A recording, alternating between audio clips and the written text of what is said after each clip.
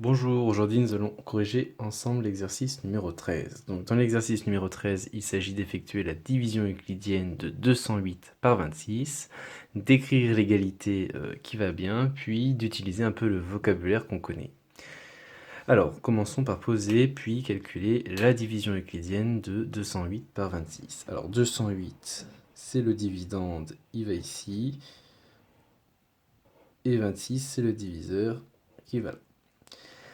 Donc la question est combien de fois on peut prendre 26 dans 208? Alors, au préalable, au brouillon, on écrit soit de tête, soit on peut poser la table de 26. Donc une fois 26, 26, etc. On regarde quand est-ce qu'on dépasse, quel est le maximum qu'on peut prendre sans dépasser 208. Donc à 8 fois 26, ça fait exactement 208.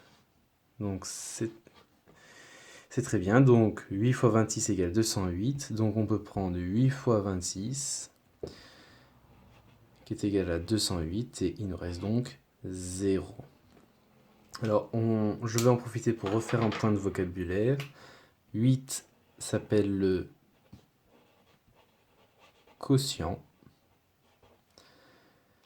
26 s'appelle le diviseur.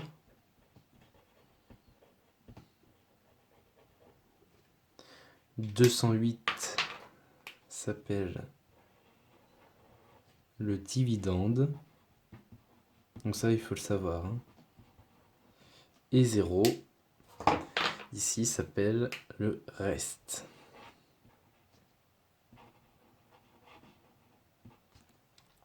Donc, nous allons écrire l'égalité. Donc, l'égalité, c'est le dividende, 208, qui est égal au quotient fois le diviseur. Donc, le quotient fois le diviseur, 26, auquel il faut encore ajouter le reste, plus, et donc dans notre cas, 0. Donc là, vous allez me dire, on n'est pas obligé de le marquer, c'est vrai. On peut tout de suite écrire 208 égale à 8 fois 26.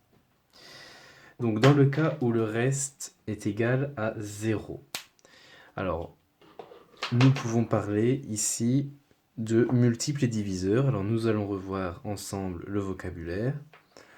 Donc nous allons compléter. Nous allons dire que 208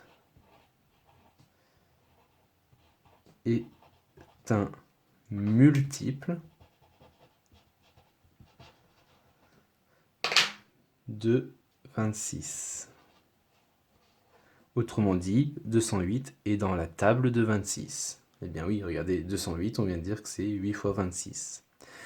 Mais on peut aussi dire de la même façon que 208 est un multiple de 8.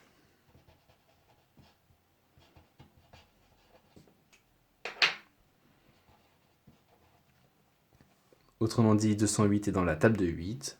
Eh bien oui, toujours la même équation, la même égalité nous le dit, 208 est égal à 26 fois 8. Qu'est-ce qu'on peut dire d'autre? On peut dire que 8 est un diviseur de 208. En fait, on dit exactement la même chose, mais on le dit dans l'autre sens. On dit que 208 est un multiple de 8 ou que 8 est un diviseur de 208. Donc de la même façon, on peut dire que 26 est un diviseur de 208. On pourrait aussi dire que 208 est divisible par 26 ou que 208 est divisible par 8.